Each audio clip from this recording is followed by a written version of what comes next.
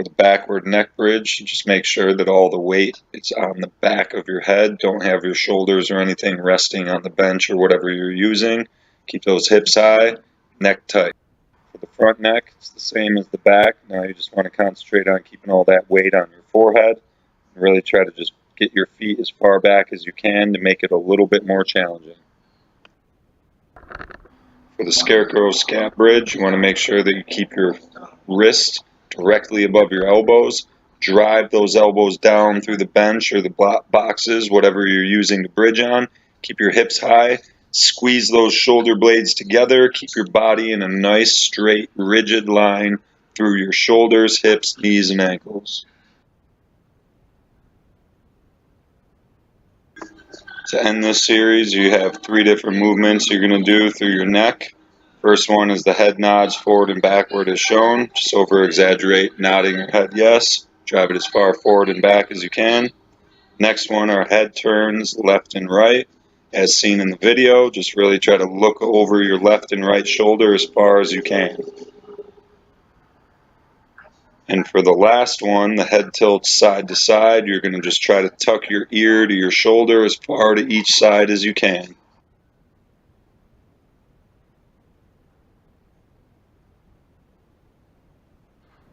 For the shoulder push-ups, you can go flat on the ground, or to make it a little easier, you can go on an incline like shown. Then, as you see, you're just dropping and retracting your shoulders as far back as you can. Squeeze your blades together, and then protract forward. Really push through those shoulders and extend as much as you can. And as you see, it's not bobbing your head up and down. It's all shoulder work.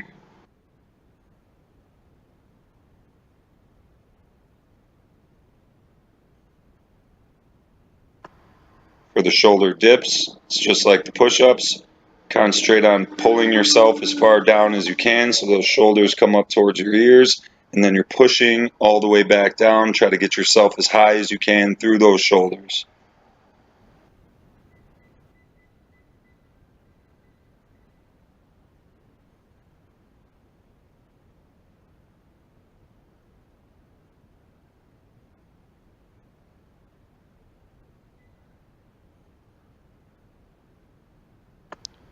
To end this series, you're going to do arm circles forward and backward.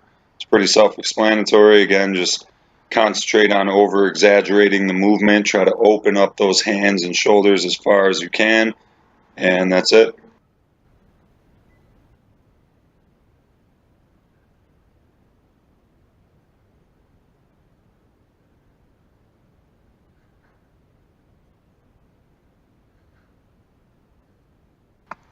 For the elbow to hand plank, you want to make sure that you're alternating sides.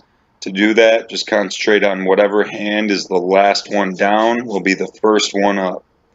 Also, just like a plank, concentrate on keeping your body as rigid as possible. You want a nice straight line through your shoulders, hips, knees, and ankles.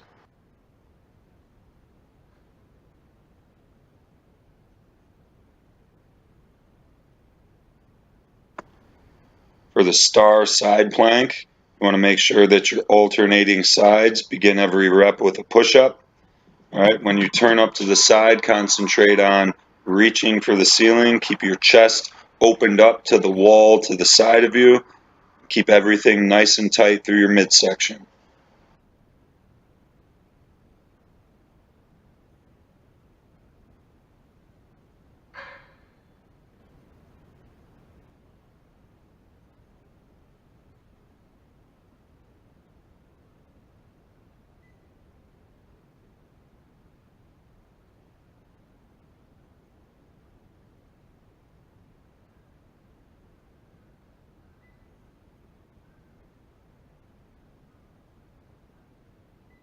To end this series, you're going to do hip circles in each direction. Again, another one that's pretty self-explanatory. Just take a nice narrow stance as you see, and you're just going to drive your hips out and around in as big of circles as you can possibly get.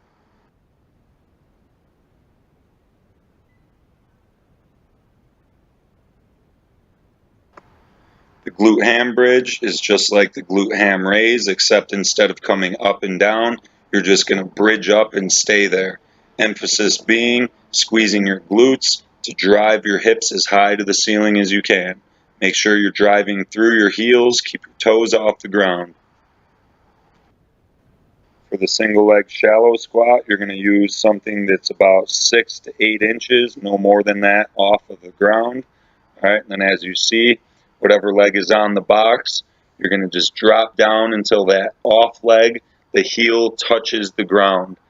The key with this that you're going to see from the side view is don't let that leg that's hovering touch directly below you. You want to try to touch in front of your other toe on the foot that's on the box. So again, make sure that whatever leg is on the box, that off leg is touching heel to the ground in front of that other toe.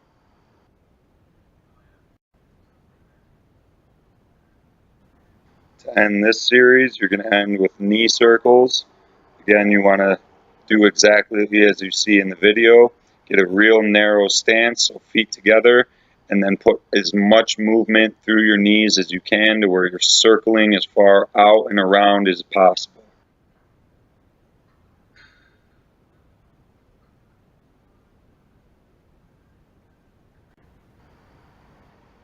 Wall sits are very self-explanatory. I'm sure everybody's done them. Assume a position against something like a wall or something you can lean on. You want to keep a 90-degree bend in your legs. Try to keep your toes flexed up towards your shins a little, and then just sit back into it. There's a few variations you can do, but for right now, just do a regular wall sit. Now, the very last thing you're doing is called the rehab walks. It's 6 different toe positions or foot positions.